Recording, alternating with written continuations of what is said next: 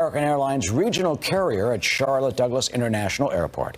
PSA Airlines again had to cancel regional jet flights last night. 70 flights were grounded, forcing passengers to scramble to make other arrangements. You know, this comes just days after that airline had to cancel nearly 700 flights for the same reasons. Wow. Well, how about ending on a heartfelt moment in China? Cute newborn cubs sleeping and wiggling at a panda nursery. These little bundles of joy are getting extra special attention. They're actually two sets of twins and the first panda cubs to be born this year. Look, they've got like incubators. See that? Oh, my goodness. That is truly... really... Brand new. Are you grossed out, or is it cute? I mean, I don't know, cute, a little, yeah. There's no hair, there's no fuzzy creature there. It takes a while for that to come about. Right. Eric, fun to have you. Good to be with you. Nice to see you. Bill is back tomorrow. Thank you for joining us. Outnumbered starts right now.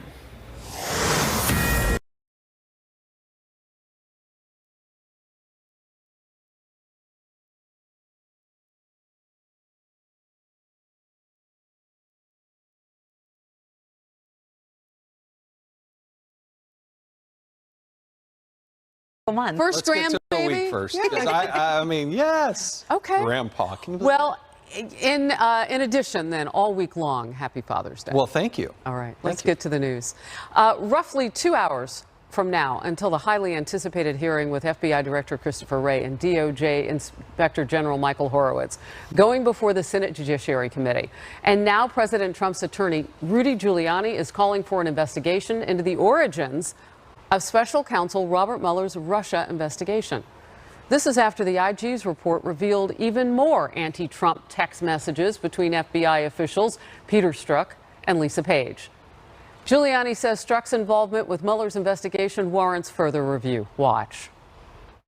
He was with it for its first couple of months. Mueller kept him on. So how much did he infect that probe with his own very, very extreme positions? I don't know, but I sure want to find out before I go forward. I mean, this is a case where it's crying out for someone to investigate the investigators. There should be a full and complete IG report and grand jury investigation of what happened here after it became the Russia probe. What was the purpose of it? What did they gather? I would really like to know what they gathered, because I think they will have gathered the same things that the Washington Post desperately is trying to regurgitate, which is no collusion by the president with any Russians. All these things were dead ends. And President Trump tweeted this yesterday. Witch hunt. There was no Russia collusion. Oh, I see. There was no Russia collusion, so now they look for obstruction on the no Russia collusion.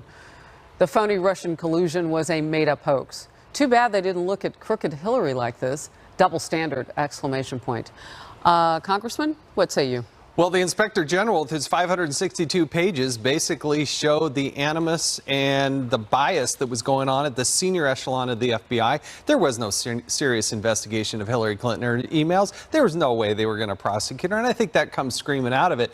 But Rudy Giuliani is right. Remember, there's two aspects to this. Number one is the look at the probe into the Hillary Clinton emails. But that same cast of characters comes over and is involved in the FISA abuse and the Russia allegations. So that's where the investigators are looking. That's why Devin Nunes and John Radcliffe and Trey Gowdy, that's why they want to see these underlying documents. Can I ask you just a quick follow-up, because it was something that was happening last week. Some Republicans were saying that this report had no teeth in it and that it had been scrubbed. You can't have both ways, right? No, look, this is as damning as it's ever going to get. Remember, there were also referrals. So a inspector general can't prosecute somebody, neither can Congress.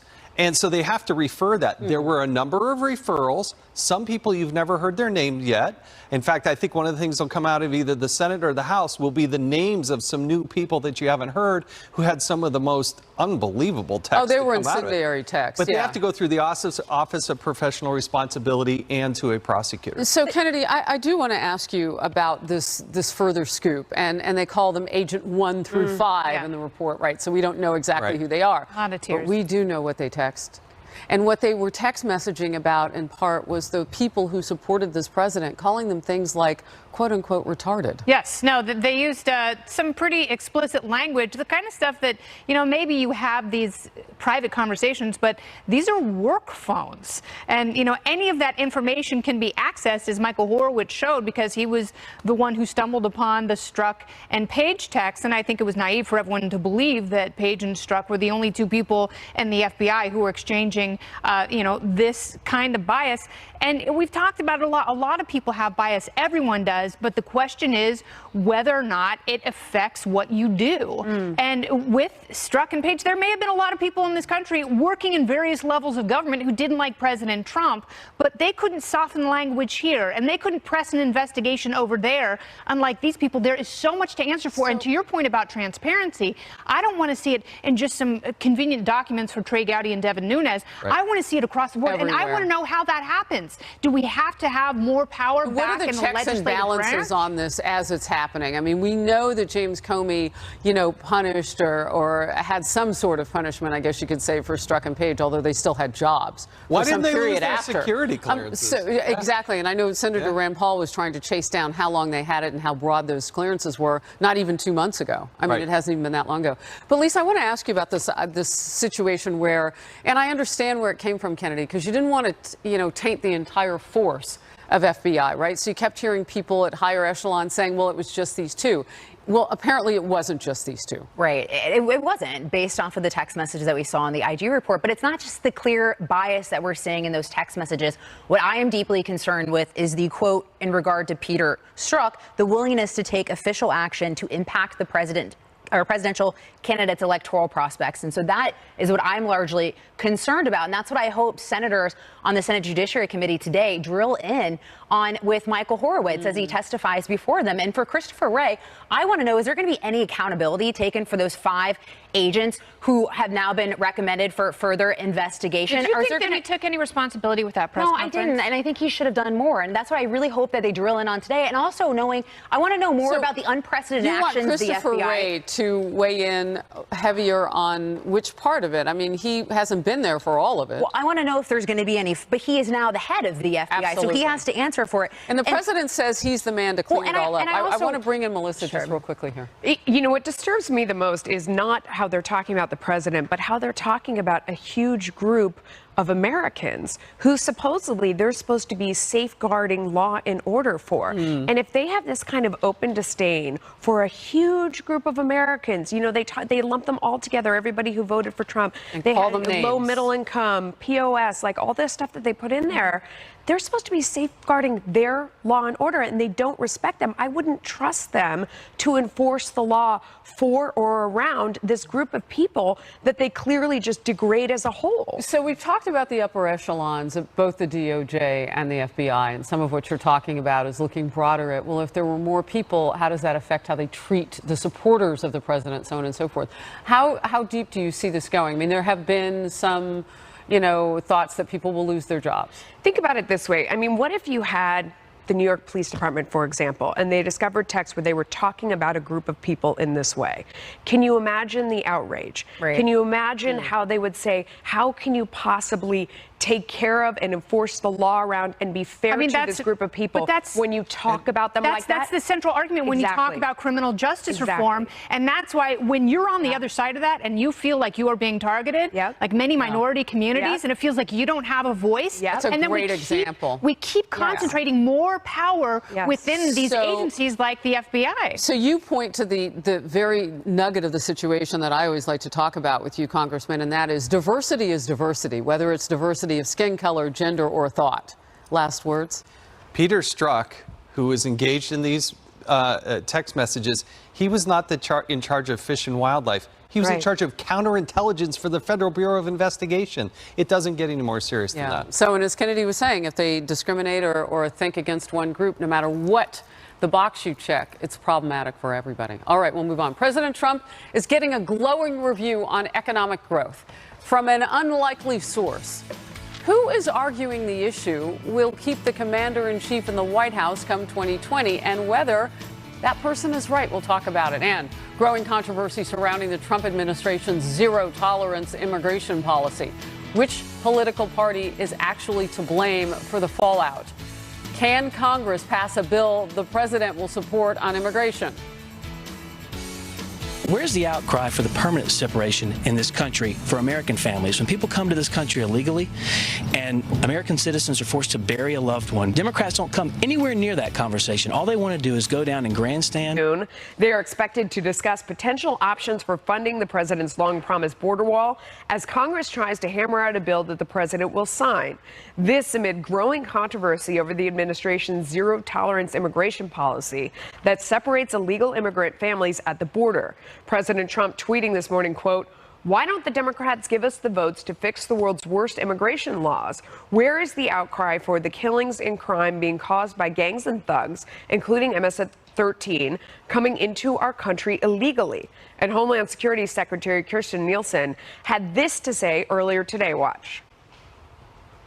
There has been much outcry, consternation, and frankly misinformation from many in the press, in Congress, and advocacy groups over the last few weeks that we at DHS are intentionally doing things that are unhumanitarian, that are cruel, immoral, and disgraceful.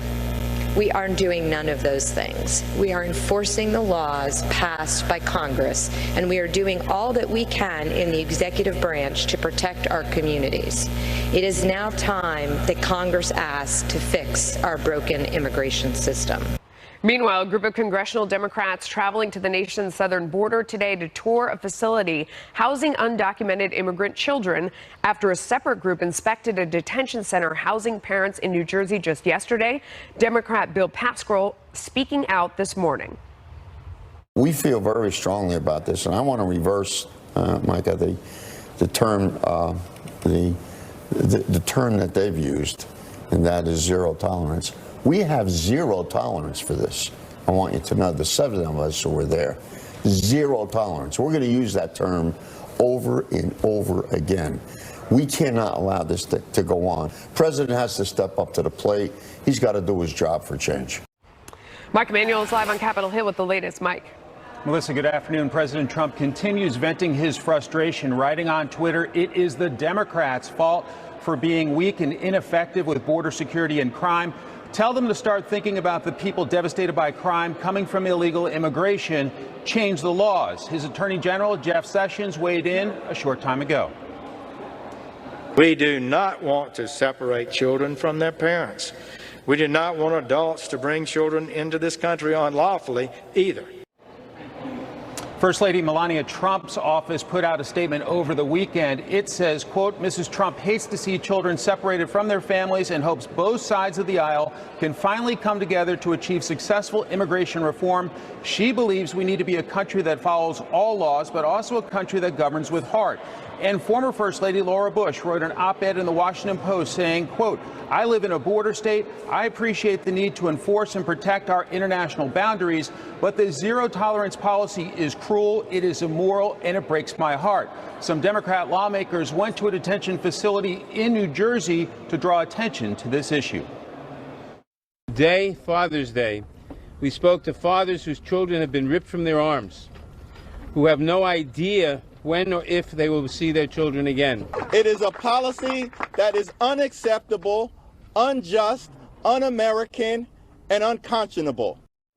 The Department of Health and Human Services released this video in an effort to show people are being held. All right, this is the president of the United States in the East Room. He's talking about immigration. We'll tell you what this event is after. Let's watch. I say it's very strongly the Democrats' fault. They're they're really obstructionist, and they are obstructing. The United States will not be a migrant camp, and it will not be a refugee holding facility. Won't be.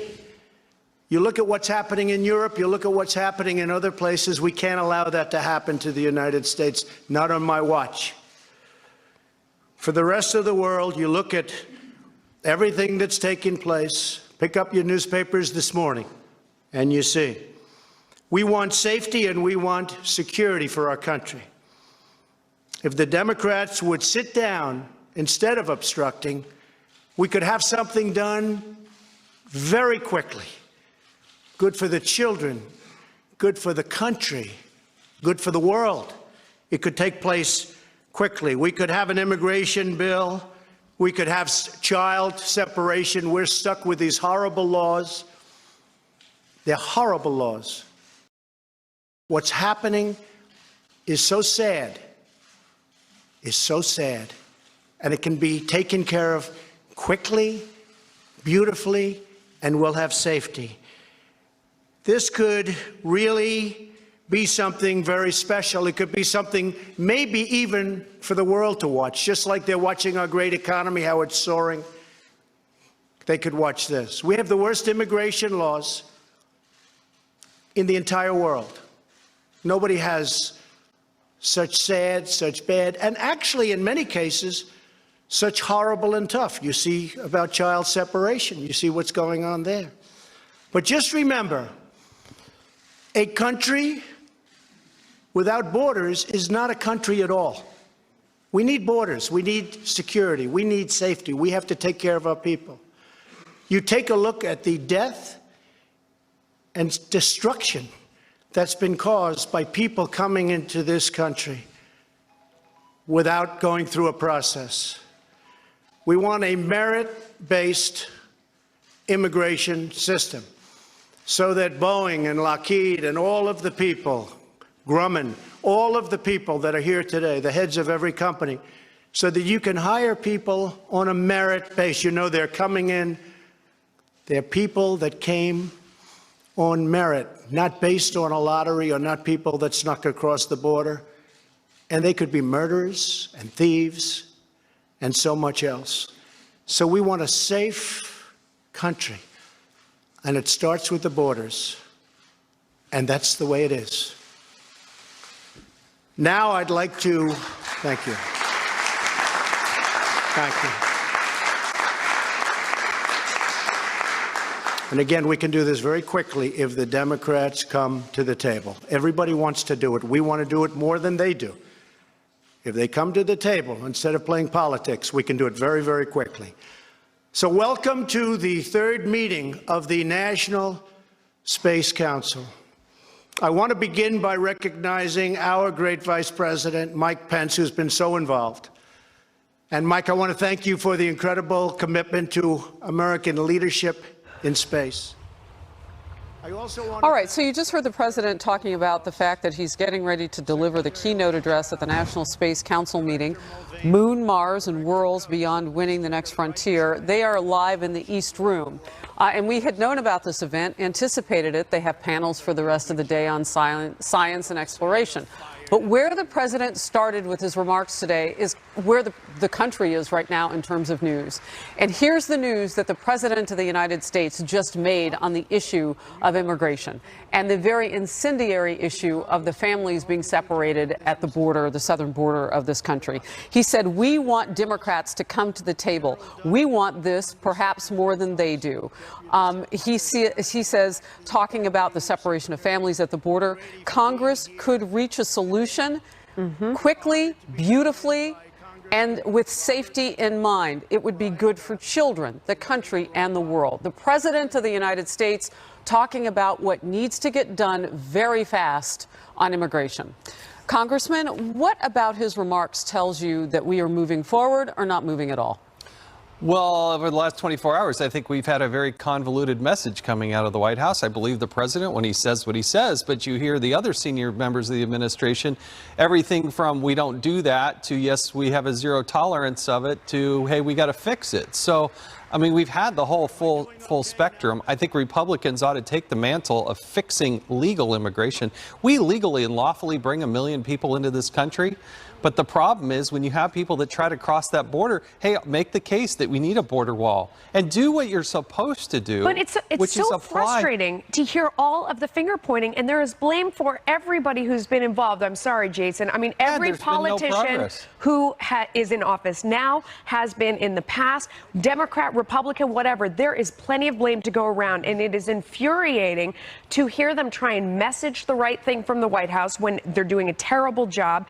Democrats are doing a terrible job. Republicans are doing a terrible job. So with all this pressure, everybody sit down and get something done. This situation is unacceptable. So Kennedy, what's interesting about this whole thing in terms of the president calling on Democrats to come to the table, you have two Republican bills that are making their way through Congress right now, one more conservative than the other. This has also been a battle within the Republican Party. It absolutely has, and it just shows how emotional and difficult this is, especially when you try and do something comprehensively all at once. And there is the argument that you do one thing at a time and build consensus for each issue. You can speak to that much more eloquently than I ever could, having, been in that seat of power. But the Republicans are losing on this issue, and the president is as well. You look at what happened in North Korea last week, and Democrats will do whatever they can to move that off the front page. And they finally found an issue where they have traction because this resonates, regardless of what party you're in.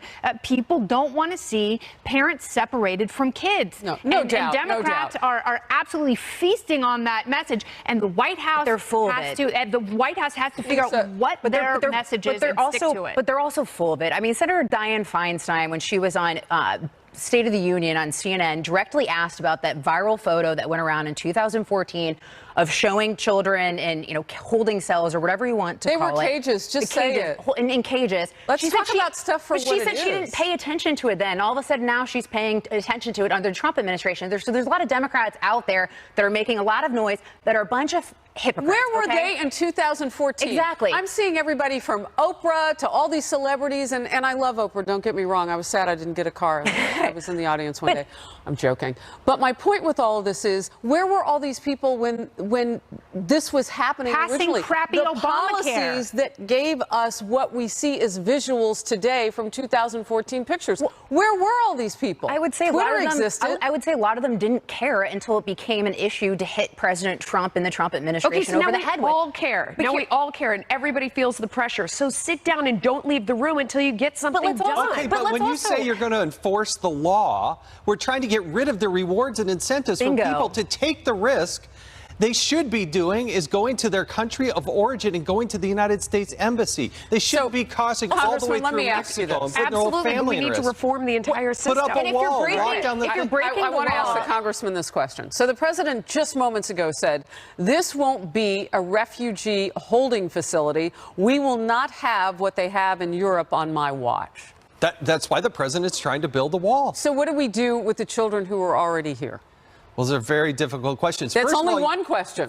First of all, you got to vet them. Don't be so naive to think that everybody. How do you vet a child? Because you've got to make sure that the person Kennedy coming is across. laughing. Kennedy, man, I'm sure these mini rapists all have bombs strapped to their chest. No. Okay, absolutely. If you're demonizing the wrong people, it becomes so illogical. You are so naive. I can't believe it. I am far from naive when it comes to this, but I'm also so much human trafficking coming across there. Okay, that's fine. Then you were in Congress for so long, you didn't fix the system either. Democrats can't do it, Republicans can't do it, and then we're strapped with this mess. Okay, and the worst possible outcome is the metric, the visual of parents separated from kids. More than 100,000 kids have been caught. No, it's not fine. More than 100,000 came across the But you have no one to has vet the them. courage to fix it. What does that even mean, vet them? But we're also you not have to understand if they're actually the child of the person that's coming across. What does that mean? Doesn't that require You don't think that they're bringing drug mules across that are 14 years old?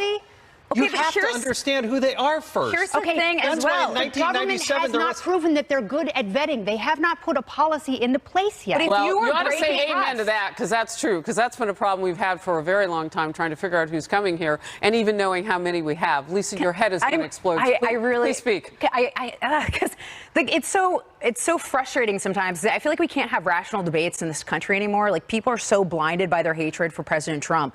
I mean, look at the fact we're hating the people on the other side. Exactly. I mean, look, if you are crossing the border illegally as a single individual or a family unit, you are still breaking the law. And that is the point of this. And I think the point of the Trump administration policy, are they implementing it perfectly, or is their messaging perfect? Absolutely not. But the point is, if you are crossing the border illegally, you are breaking the law as a family unit or as an individual. And we also know it's been reported that they are some individuals are intentionally coming as a family unit because they believe that they will be more easily released into the United States. But not all. And we saw 90,000 unaccompanied minors come across the border just 3 years ago, just 3 summers ago. I want to give you the last word on that. There is so much pressure on this issue right now, and I hope that the pressure and the focus doesn't go away, because everybody has something they want, and it's the perfect time to get together and make a deal where there's something for everyone and something everyone hates. Get it done.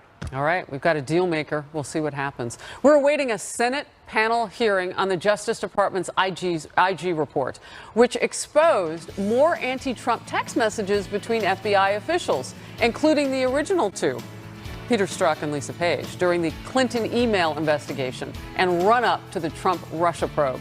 Now, Peter Strzok says he wants to testify, too. What we can expect and what it could be hearing, where FBI Director Christopher Wray and Justice Department Inspector General Michael Horowitz are set to testify. It's all about that IG's report on the Clinton email investigation. Did she get special treatment? Was there bias inside the FBI? It details anti-Trump text messages among FBI officials Peter Strzok and Lisa Page, who were overseeing the Clinton probe and the startup of the Trump-Russia probe. In August of 2016, Page wrote, texted, Trump's not ever going to become president, right? Right? Strzok replied, no, he won't. We'll stop it. Wow. Now Strzok's attorney says his client is ready to open up to testifying, saying Strzok thinks that his position, character, and actions have all been misrepresented and caricatured, and he wants an opportunity to remedy that. House Judiciary Chairman Bob Goodlatte says Strzok will not testify at their hearing tomorrow, but he expects to see him soon. We're going to have a lot of questions for Peter Strzok, but one of the lead ones is going to be, with that kind of animus toward Donald Trump, with that kind of bias, with that kind of support for Hillary Clinton, why did you allow yourself to be involved in either one of these high-profile investigations of presidential candidates and presidential campaigns? It terribly tarnished the reputation of America's leading law enforcement organization. President Trump tweeted this: why was the FBI's sick loser, Peter Strzok, working on the totally discredited Mueller team of 13 angry and conflicted Democrats when Strzok was giving crooked Hillary a free pass, yet telling his lawyer, Lisa Page, that we'll stop Trump from becoming president? Witch hunt. And in quotes, the highest level of bias I've ever witnessed in any law enforcement officer, end quote. Trey Gowdy on FBI's own Peter Strzok also remember that they all worked for slippery James Comey, and that Comey is best friends with Robert Mueller. A really sick deal, isn't it? Writing directly to your friend Trey Gowdy. Trey Gowdy's right on almost all of this stuff, and he's been able to look at things real closely. But look, Peter Strzok has a lot that Congress wants answered. For months, the FBI and Peter Strzok would not allow him to come to Capitol Hill. Now that this is being exposed, now that there's an actual IG report, suddenly he does want to come testify before Congress. I'd be fascinated to hear what he has to say, and they should absolutely listen. He should text message his answers in. I mean, wouldn't you love to hear the man behind the text messages? I mean, we've never heard him speak that I know of, and having read all of these messages, what would be the first question that you would ask him, Jason? I think I'd ask him about why he would think that 100 million people should vote for Hillary Clinton, and there isn't a single person that he knows of that would ever vote for Donald Trump. How is it that that mindset would allow him to do his job as the head of counterintelligence for the Federal Bureau of Investigation? I want to bring up just one other point in all of this. These two people weren't just anybody at the FBI. They were working on a presidential candidate in Hillary Clinton, her email scandal, somebody that clearly they easily could have known maybe over the years. And so they're going back and forth some 10,000 times, Lisa. Well, and what Trey Gowdy laid out in his statement after the IG report was also saying he's concerned about the fact that you had many of the same supervisors and investigators with the Hillary Clinton investigation versus the Trump investigation, yet the tactics and the way that they treated both groups were so entirely different. So I hope that the Senate Judiciary Committee gets into that today as well. But I don't care to hear from Peter Strzok, to be honest. Really? The only thing I want to know how a man who was working on that investigation had time to go back and forth 10,000 times in text with anybody who was not actually part of the investigation. The only thing I want to see from him is fired. I don't care what he has to say. I think the text messages speak for themselves. The IG report speaks for itself. Because what if he was talking to other people? What if the circle widens? I think we do do need to know. No, and there's some really important questions. He obviously had very strong opinions about the Hillary Clinton investigation, and then, was essentially the impetus for starting the Russia investigation and the investigation into President Trump's election team. So I want to know about that intersection and why he felt he was such an important person that, one was given much more gravity than the other. But by his own admission in his text, he said that the Russia investigation was going to lead nowhere. So if he really thought that, and I also want to know about how are they going to stop him? That's what I want to know. But I want to know about master plan, him softening that language in that James Comey memo, going from gross negligence to extreme carelessness. That's what I want to know. That's what I would ask him is, what did you mean? What was your plan? What was that all about? Right? Yeah, how are that you would be a number one question. All right, we'll move on. House Republicans have run out of patience. House Oversight Chair Trey Gowdy warning there will be action on the floor this week if DOJ officials fail to comply with a subpoena for documents on investigations during the 2016 election. The debate continues. Stay close. The House of Representatives is going to use its full arsenal of constitutional battle with the Justice Department amid their push to get officials to comply with the subpoena for documents on investigations during the 2016 election. Now, House Oversight Chairman Trey Gowdy says lawmakers are pursuing imminent action, including possible contempt charges against Deputy AG Rod Rosenstein. Watch. There's going to be action on the floor of the House this week if the FBI and DOJ do not comply with our subpoena request. So Rod Rosenstein, Chris Rape, you were in the meeting. You understood him just as clearly as I did. We're going to get compliance, or the House of Representatives is going to use its full arsenal of constitutional weapons to gain compliance. And House Intel Chair Devin Nunes yesterday sounding even more fed up with documents not being turned over. If documents do not begin to be turned over tomorrow, and a clear way and path forward for everything else is not clear here in the next couple days, there's going to be hell to pay by Wednesday morning, because we can no longer, it's not just about the committee chairman any longer. All right, so what happens Wednesday morning? Look, duly issued subpoenas by the United States Congress, and you have the director of the FBI going up to Capitol Hill Monday in the Senate, Tuesday in the House. And if there isn't document production going to the Intel Committee, then I think there are two constitutional remedies. One is contempt. The other, more serious, is to impeach either the deputy director, the director of the FBI, Rod Rosenstein, and even the attorney general. None of them are off the table. These people will provide documents reluctantly, very reluctantly, to the inspector general. I think what you're going to hear testimony, you haven't really heard it publicly, but I think you're going to hear testimony that they were holding back documents from the inspector general, who is also supposed to be able to see these types of documents. But why should we, as an oversight community, have to wait months and months and months to be able to see but if they documents? impeach, then it just becomes that they're trying to impede the Mueller investigation. I mean, what's a remedy that Because I think we're smarter in this country. This is where Democrats are so short-sighted. At some point, they're going to want to see Trump documents.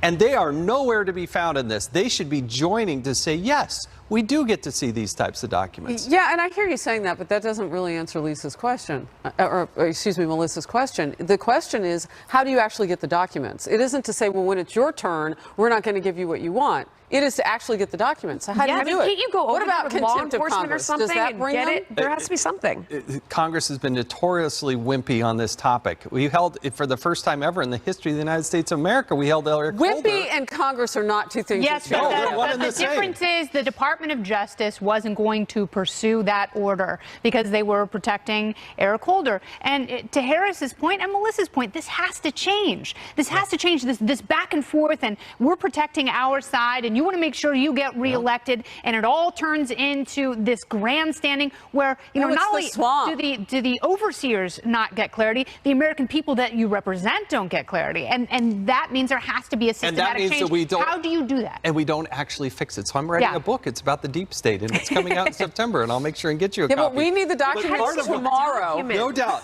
Congress used to actually be able to enforce this. If people were held in contempt of Congress, Congress would enforce it. Congress needs it because they stopped doing that in their early 1900s. But is it difficult because the DOJ is run by Republicans right now? I mean, they put them under house arrest like Barry Bonds? Is there a discomfort because it's inter-party? No, it's more the deep state. Or intra-party? The only way that Congress can get its subpoena fully enforced is through the Department of Justice. All right, but they're protected. Let's bring Lisa in. Go ahead. Well, I was going to say, I assume we're going to hear more voices from the Republican Party and growing concerns, one, after the IG report, two, after the hearings this week. And also just the mere fact you look at the IG report and there was text messages that were never given to Congress in that report. I mean, so things like that are just going to spur aggression from Congress and trying to get these documents and get some of the answers here. That most egregious one that we saw, where they're going to stop the president, that originally given to Congress, that was redacted. It wasn't because it was classified. It wasn't because it was national security. It was because it's embarrassing. Can you physically hold someone until they turn over the documents? I mean, this is what's so frustrating. Can't you hold them if they refuse to do it? They should. Keep them That's captive. what Congress Don't let them used go to home. do. That's what Congress used to do.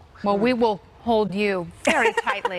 Yeah, President Trump getting credit for the booming economy from a surprising source. The unlikely media ally suggesting this virtually guarantees his re-election. That's next. The economy's doing better. There are more jobs. And I just... An outnumbered overtime Harris. Hey, thanks a lot, guys. The controversy over the administration's illegal immigration policy is getting even hotter this hour as the nation's top law enforcement officials are pushing back over some serious allegations. Chief political anchor Bret Baier will be here, and we are awaiting a hearing with the Justice Department Inspector General. He's on Capitol Hill right now to explain and defend his bombshell report on the FBI's handling of the Hillary Clinton email investigation. Congressman Lee Zeldin, very outspoken on the issue, is here with me from New York. He has called for a special counsel to investigate the entire agency. Has this report changed his mind? We'll talk with him. Much, much more. Outnumbered to top the hour. Overtime. Melissa? All right, Harris, thank you. Economic growth is up and unemployment is down at an 18-year low. The economy under President Trump continues to boast some impressive stats. The Federal Reserve raising the benchmark interest rate for the second time this year, thanks in large part to a surge in consumer spending. And CNBC special correspondent Jane Wells saying the strong economic showing could make President Trump unbeatable in 2020. I'm the sort of person that says, you may not like this president, he has broken the mold, but if by 2020 we have GDP growth near 4%, we've got a market like this, we've got record low unemployment, we've got more jobs than job applicants, how do you not reelect this guy, even if you think he's a buffoon? People are going to say, I don't like him, he's a racist, he's a misogynist, poor illegal immigrants.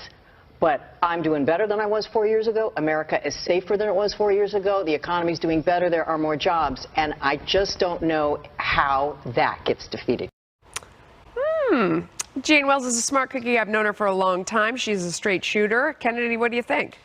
She's absolutely right. A lot obviously can change between now and 2020. We don't even know who's going to be in that massive Democratic field. But if people have jobs, if they're able to spend and save money like they have been able to do for the last 10 years, they may, when a pollster calls, pick up the phone and say, oh, yes, I'm voting for Democrat X like they did in 2016. But the reality is, if your personal economy is doing better, you're more likely to vote for whoever is in office right now. Much can go wrong. We've seen that happen. We saw that in 2008. We fell off a cliff pretty quickly. I am, unlike Bill Maher, hoping and praying that we do not go into a massive recession and we continue the economic upswing for everyone. It's the economy, stupid, right? I mean, that's what she said it. Everybody says it. I think President Trump right now is unbeatable. I don't think there's a single person on the planet that could beat him right now. You also have to couple in not only with the strong economy, but things are going better overseas. They see the progress in North Korea. It gives people a sense of safety and security, and that's sort of the 1-2 punch that the president brings to the table. You hear Democrats even say, you may hate his style, you may hate what he has to say, but it gets hard to argue with the results when he has a fair bit to point to.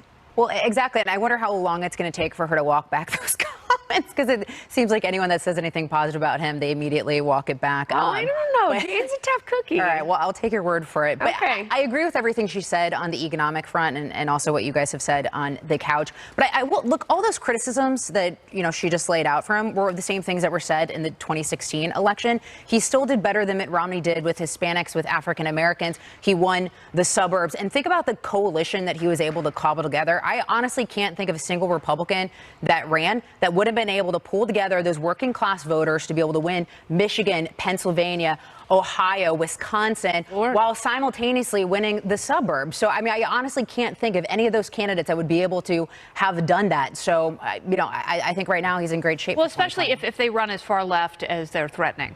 Yeah. Yeah, which could very well happen. All of that said, I mean, what's going on with tariffs? I mean, the economy could falter. Yes. It is predicated on the economy staying strong, right, Kennedy? Yeah, absolutely right. And, there's a lot, and that's why it's difficult, obviously, for presidents to take credit for the stock market. But there are so many issues, especially when, it really is, whether you like it or not, it doesn't matter how much of a protectionist you are, it is a global economy. And, you have to see stability in order for our GDP growth to improve. But hopefully it will. Hopefully it will stay at 4%. But, much can change. And hopefully the tariffs are a negotiating tool for expanded free trade. He became President Trump because he got blue-collar Democrats to vote for him. And that continues to be a very strong point for the president. Interesting. All right. Thanks, guys. More Outnumbered in just